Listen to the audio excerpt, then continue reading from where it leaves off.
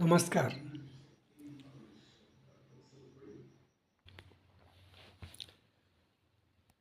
पिछला वीडियो जो मैंने बनाया था,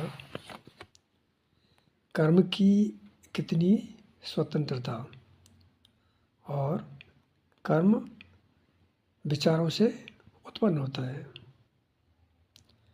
लेकिन जब तक हम ये न समझें कि विचारों की उत्पत्ति कहाँ से और कैसे होती है, तो ये वीडियो पूरा नहीं होता है। मैंने सोचा क्यों न उसको भी जाना जाए जहाँ से विचारों की उत्पत्ति होती है। तो अब हम इसके बारे में थोड़ा सा विचार विमर्श यानी डिस्कस करते हैं। विचारों को उत्पन्न होने की जो प्रक्रिया है वो इस तरह से है। एक तो होती है इंसान की आंतरिक शरीर की क्रियाएं और बाहरी क्रियाएं। बाहरी क्रियाओं में हमारी इंद्रियां आती हैं। 5 इंद्रियां हैं जिससे हमें संसार को जीते हैं और 5 बाहर खुलती हैं। मान लीजिए हम बाहर कुछ देख रहे हैं तो विचार उत्पन्न होगा, सुन रहे हैं तो विचार उत्पन्न होगा। इसी तरीके से बाकी इंद्रियां भी काम करती हैं और विचार उत्पन्न करती हैं। शरीर की आंतरिक क्रियाओं में मान लो आपके शरीर के किसी भी हिस्से में दर्द होता है तो विचार उत्पन्न होता है। आपको भूख लगी, विचार उत्पन्न होता है। तो आंतरिक क्रियाएं ये होती हैं। इनके अलावा हृदय का भी विचार उत्पन्न करने में भाग है। हृदय में भावनाएं पैदा होती हैं। भावना मस्तिष्क में नहीं होती, लेकिन हृदय भी मस्तिष्क से जुड़ा हुआ है। जो भाव उत्पन्न होते हैं हृदय के अंदर, उनका मैसेज मस्तिष्क को जाता है और विचार उत्पन्न होता है। इनके अलावा और दूसरी भी सोर्सेस हैं जहाँ से विचारों की उत्पत्ति होती है, और वो सोर्सेस ऐसे हैं जो मैं अपनी लेवल पे मेरे विचारों का कोई ऑथेंटिफिकेशन नहीं है, यानी प्रामाणिकता नहीं है।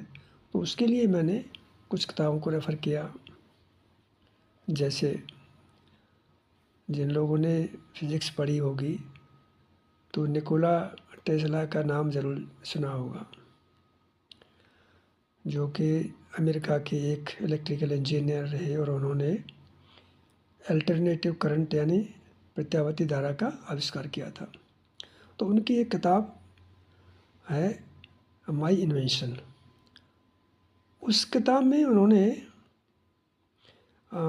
लिखा है,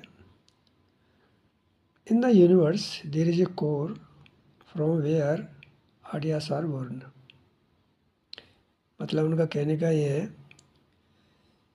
कि संसार में, यूनिवर्स में विचार मस्तिष्क के अंदर डायरेक्ट आते हैं, जो कि हमारी इंद्रियों से परे है। ये उनका कहना है। अब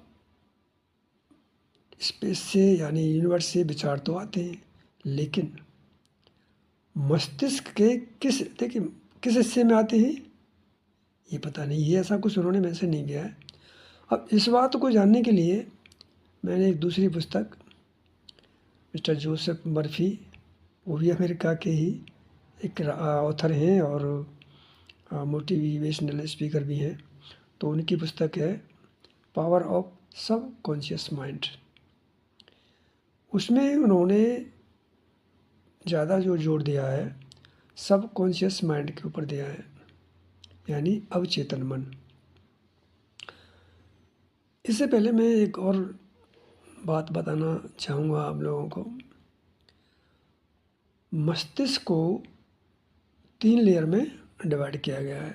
अब ये मैंने नहीं किया, इसके लिए भी एक पुस्तक को रेफ़र किया मैंने, सिगमंड फ्रॉइड, और उन्होंने पुस्तक लिखी थी इंटरप्रिटेशन ऑफ ड्रीम्स। तो उनके अनुसार उन्होंने मस्तिष्क को 3 लेयरों में कैसे कैसे डिवाइड किया है। सबसे ऊपरी कोर है आपका चेतन मन, कॉन्शियस माइंड। इसके बाद आता है अवचेतन मन, सब कॉन्शियस माइंड। और थर्ड जो लेयर है वो है अचेतन मन, यानी अनकॉन्शियस माइंड। अब तीनों का फंक्शन अलग अलग है। सबकॉन्शियस माइंड ही ऐसा है जो यूनिवर्स से कनेक्टेड रहता है, यानी यूनिवर्स से जो भी मैसेज आता है वो सब कॉन्शियस माइंड में आता है। और जो हमारा कॉन्शियस माइंड है यानी चेतन मन है, वो तो आपके डायरेक्ट जो इंद्रियों से मैसेज मिलते हैं उस पर आधारित विचारों को उत्पन्न करता रहता है। यानी मान लीजिए हमारे सामने से कोई कार गुजरती है तो तुरंत विचार पैदा होता है, तो ये काम कॉन्शियस यानी चेतन मन का है। और बॉडी के अंदर से भी जितनी भी आंतरिक क्रियाएं हैं उनके द्वारा जो भी मैसेज जाता है वो भी चेतन मन को जाता है और वो तुरंत विचार पैदा करता है। इसको हम दूसरे तरीके से भी समझ सकते हैं। कंप्यूटर की नॉलेज रखने वाले बेहतर तरीके से समझेंगे।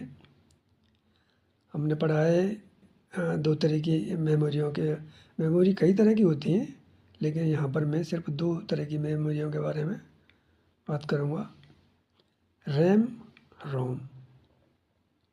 रीड ओनली मेमोरी, रोम, जो चेतन मन की तरह से फंक्शन करती है। यानी आपका जो डिस्प्ले होता है मॉनिटर पर वो रोम का काम है, और जितनी भी डाटा जो स्टोरेज होती है वो रैम का काम है, यानी रैंडम एक्सेस मेमोरी। और रैम तो हम लोगों ने नाम अच्छी तरह से परिचित हैं, मोबाइल के अंदर भी रैम होती है और हमारा कंप्यूटर में भी होती है, तो वो एक डाटा स्टोरेज होता है। इसी तरीके से मनुष्य के मन की जो 3 लेयर हैं, तो चेतन मन यानी कॉन्शियस जो माइंड होता है वो ऊपरी लेयर है। वहाँ पर विचार तुरंत बनते रहते हैं। हमने कुछ देखा, विचार पैदा हो गया, कुछ सुना, विचार पैदा हो गया। इससे भीतर की जो लेयर है सबकॉन्शियस माइंड की, वहाँ से नेचर का कम्युनिकेशन होता है और उसे हम नहीं समझ पाते हैं। इसका सीधा सा कारण है कि चेतन मन इतना व्यस्त रखता है, उसमें इतने विचार बनते रहते हैं रैंडमली कि सबकॉन्शियस माइंड में यूनिवर्स से आने वाले विचारों को हम नहीं समझ पाते। इसीलिए बताया जाता है कि ध्यान के दौरान जब हम ध्यान में जाते हैं तो चेतन मन में उत्पन्न होने वाले विचार उनको शांत कर दिया जाए तो हमारे अवचेतन मन यानी सबकॉन्शियस माइंड में जो नेचर से विचार आते हैं उनको समझा जा सकता है। इसलिए ध्यान जरूरी है। अब जोसेफ मर्फी अपनी पुस्तक में बताते हैं कि चेतन मन में जो विचार रिपीटेटिव होते हैं, यानी हम प्रकृति से कुछ चाहते हैं और उनको बार बार रिपीट करते हैं, तो वो विचार शिफ्ट होते हैं सबकॉन्शियस माइंड में और वहाँ से नेचर से यानी यूनिवर्स से कनेक्टेड होते हैं, तो आपकी इच्छाएं पूरी होती हैं। और कुछ इच्छाएं ऐसी होती हैं जिनको पूरा करना असंभव होता है। इंसान तो कुछ भी चाहता है लेकिन हर विचार कर्म में परिवर्तित तो नहीं हो सकता। तो वो विचार जो इम्पॉसिबल हैं, जो संभव नहीं है, वो शिफ्ट होकर के थर्ड लेयर यानी अचेतन मन में पहुंच जाते हैं।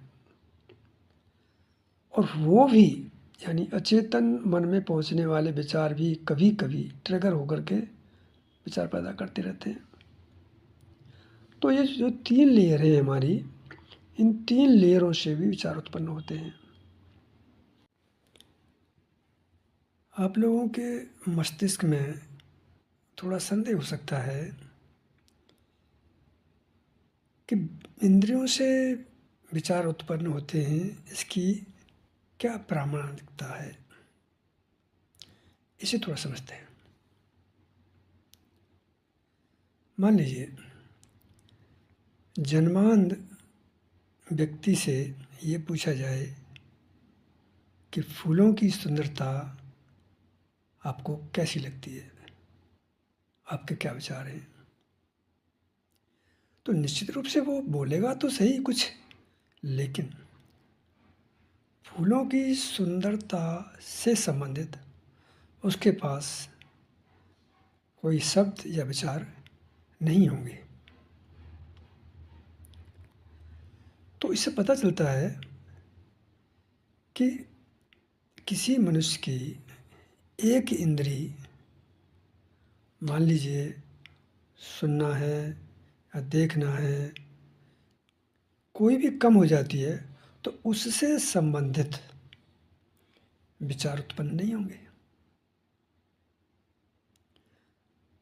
तो इससे पता चलता है कि निश्चित रूप से इंद्रियां विचारों को उत्पन्न करती हैं। और मैं थोड़ा सा दिमाग की जो 3 लेयर हैं उनके बारे में हल्का सा कुछ और बताना चाहूँगा। चेतन मन आपका फंक्शनल रहता है हर वक्त। अवचेतन और अचेतन यानी सबकॉन्शियस और अनकॉन्शियस माइंड दोनों ही एक स्टोरेज डिवाइस की तरह से काम करते हैं। यानी सबकॉन्शियस माइंड के अंदर जो स्टोरेज हमारे थॉट्स होते हैं वो चेतन मन से ही जाते हैं ट्रांसफ़र होकर के, और वो वहाँ स्टोर हो जाते हैं। और कुछ ऐसे विचार जो अनफिल्ड होते हैं वो ट्रांसफ़र होते हैं अचेतन यानी अनकॉन्शियस माइंड में। कॉन्शियस माइंड के विचार ही कुछ स्टोरेज हो करके इन दोनों लेयरों में, सबकॉन्शियस और अनकॉन्शियस में रहते हैं। सबकॉन्शियस से हम विचारों को रिट्रीव कर सकते हैं, यानी उनको प्राप्त कर सकते हैं। मैंने ओशो की कुछ पुस्तकें पढ़ी, उनके प्रवचन भी काफ़ी सुने मैंने। उन्होंने कहा है कि मान लीजिए किसी व्यक्ति से 1 साल पहले के बारे में पूछा जाए कि आपने सुबह के नाश्ते में क्या खाया था, ये इन्फॉर्मेशन उसके सबकॉन्शियस माइंड में मौजूद रहती है। आपके जीवन की सारी क्रियाएं जो जो भी की हैं सब कुछ सबकॉन्शियस माइंड में मौजूद है, बस उनको रिट्रीव करना है, वो तरीका आना चाहिए। तो वो व्यक्ति अपनी 1 साल के पहले की सुबह के ब्रेकफास्ट की पूरी स्थिति को बयां कर सकता है, लेकिन अब उसको कैसे रिट्रीव करना है ये आसान नहीं है। Thank you.